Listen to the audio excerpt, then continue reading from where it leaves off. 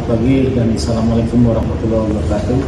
Jadi pada pagi hari ini kami Dr. Teddy Amiruddin selaku Kepala Bagian Departemen Anatomi, dan kita akan mempelajari suatu pelajaran interpretasi daripada anatomi radiologi atau radiologi anatomi. Maka dari itu keperluan ini adalah untuk kepentingan mahasiswa untuk belajar dalam CSL, supaya mahasiswa betul-betul harus diperhatikan apa yang tahapan-tahapan apa sih yang harus diperhatikan. Jadi apa sih untuk fototorak itu? Fototorak itu adalah sangat penting sekali untuk mengetahui identifikasi apa yang permasalahan pada seorang penderita tersebut, sehingga pemeriksaan penunjang ini sangat membantu bagi seorang dokter yang akan melaksanakan medikasi tersebut. Nah, jadi syarat-syarat untuk pemeriksaan fototorak ini sebetulnya kita harus mengenal dulu, pertama seorang pasien, nama, terus umur, ya, jenis kelamin, tanggal lahir. Jadi pada pagi hari ini kita akan melakukan suatu pemeriksaan syarat-syarat pemeriksaan fototorak dan interpretasi fototorak. Jadi kami perlu perhatikan bahwa fototorak itu adalah suatu cakupan pemeriksaan penunjang daripada kegiatan-kegiatan di rumah sakit. Yang fokus utama, jadi kita harus mengetahui dulu adanya suatu registrasi. Pertama adalah registrasi rumah sakit, ya, baik dari nama, umur, alamat, dan seterusnya. Dan di sini ada suatu tanda registrasi daripada radiologi itu sendiri. Ya, sehingga di radiologi itu kita bisa mendapatkan suatu gambaran-gambaran apa yang dimintakan oleh dari dokter yang memohon untuk fototorak. Contohnya adalah ada R, yaitu adalah right, dan ada juga left. Nah, apa yang harus kita perhatikan pada fototorak ini? Ya. Pertama kita lihat di sini gambaran tersebut adalah gambaran AP anteroposterior. Ya. Yang pertama kita lihat struktur daripada anatominya, ya. Dari ketiga foto ini sangat berlainan sekali. Ya. Kalau kita lihat terutama adalah apa yang harus kita perhatikan. Pertama adalah prosesus spinosus yang seperti ini, itu dalam keadaan tegak lurus di tengah kedua daripada clavikula. Maka itu dalam gambaran suatu garis normal. Yang kedua adalah kita akan menilai daripada tulang-tulang dalam keadaan intik atau dalam keadaan adekuat keseluruhan daripada tulang. Ya. Yang ketiga adalah kita akan melihat daripada suatu gambaran daripada pulmonum atau darah dari kedua paru-paru dalam keadaan normal atau tidak normal.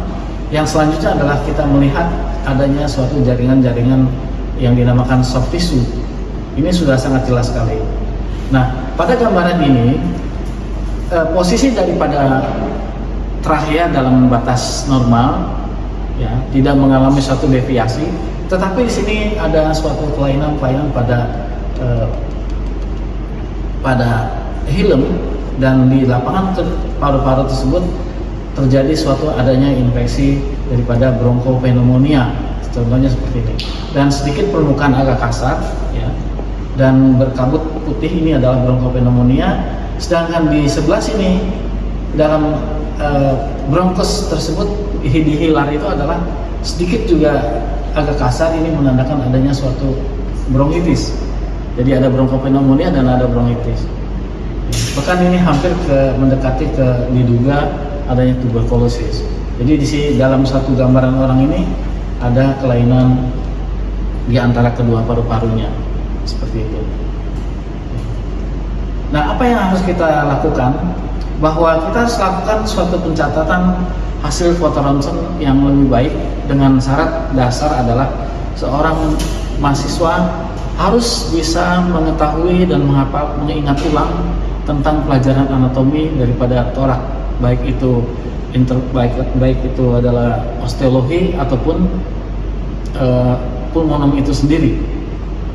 Nah, kalau saudara-saudara lihat di sini ada menandakan suatu jaringan soft tissue yang sangat tidak adekuat atau sangat kurang baik, karena asupan daripada suatu gizi seseorang adalah sangat kurang, sehingga menandakan orang tersebut gambaran daripada soft tissue-nya tidak bagus, ya, dan disesuaikan dengan ada kelainan-kelainan daripada penyakit tersebut. Jadi rata-rata orang yang terkena penyakit di gangguan di daerah paru-paru itu rata-rata ada gangguan untuk nafsu makan itu adalah sangat kurang sekali, bahkan lemah. Dan di sini kita bisa lihat adanya suatu gaster. Gaster ini dalam keadaan kosong, ya, yang berisikan suatu udara atau bubble pada gastrikus. Maka di sini sudah ditandakan bahwa orang tersebut malas adanya konsumsi daripada makanan yang untuk diisi ke dalam lambung. Nah, kalau kita perhatikan di sini, soft tissue tulang-tulang dalam keadaan batas intik, tetapi di kedua belah paru-paru ini di hilum itu sedikit permukaannya agak kasar, maka ini ditandai adanya suatu kelainan-kelainan pada bronkitis. Ya. Nah, sekarang para mahasiswa juga harus perhatikan bahwa semua foto ronsen di sini itu ada suatu gambaran identitas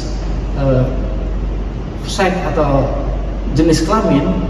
Selain kita tidak melihat di sini di data-data tersebut, kita juga melihat struktur daripada suatu anatomi. Ini adalah lingkaran daripada paru-paru mame, ya, payudara, maka sangat jelas sekali. Dan di sini juga kita bisa melihat adanya suatu bronkus yang masih dalam batas tegas di daerah kedua klavikula, dan di sebelah sini yang di tengah ini adalah terjadi suatu deviasi trachea ini akan tertarik ke sebelah kanan, ya, sehingga orang tersebut mengalami suatu gangguan sistem pernapasan. Sehingga kenapa dia tertarik? Karena ada suatu daerah permasalahan di paru tersebut, akhirnya lebih cenderung tertarik ke sebelah kanannya, sehingga di sebelah kiri ini terjadi suatu permasalahan sistem intik daripada udara sangat berkurang. Akhirnya di sini juga terjadi suatu adanya permasalahan pada kardiovaskuler, yaitu adanya kardiomegali.